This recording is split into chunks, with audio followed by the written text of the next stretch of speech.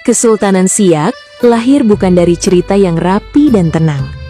Awalnya justru ribet, penuh konflik, rebutan tahta, dan ada satu anak yang hidupnya sempat terpinggirkan.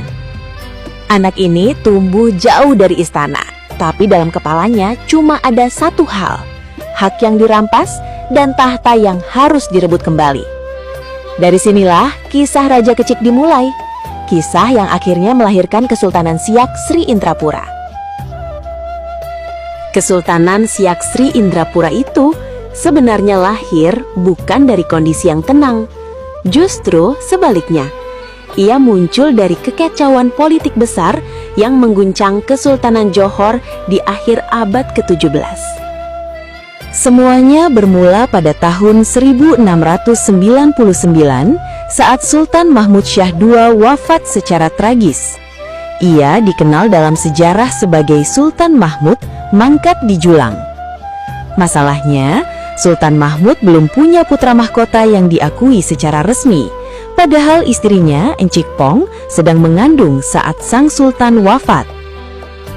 Situasi istana Johor saat itu kacau balau. Konflik internal pecah di mana-mana. Demi menyelamatkan diri dan kandungannya, Encik Pong akhirnya melarikan diri ke Pagaruyung. Dan di sanalah, jauh dari istana Johor, seorang anak yang kelak mengubah sejarah Melayu tumbuh besar. Dialah Raja Kecik. Karena tak ada pewaris sah yang jelas, maka Bendahara Johor, Tun Abdul Jalil, naik tahta dan bergelar Sultan Abdul Jalil Riayat Shah. Tapi bagi Raja Kecik, cerita ini belum selesai.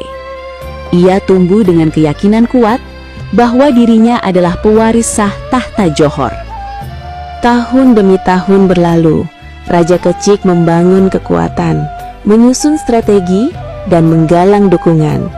Hingga akhirnya, pada tahun 1717, ia melancarkan serangan ke ibu kota Johor. Serangan itu berhasil. Sultan Abdul Jalil Riayat Shah IV dikalahkan dan istana berhasil direbut kembali.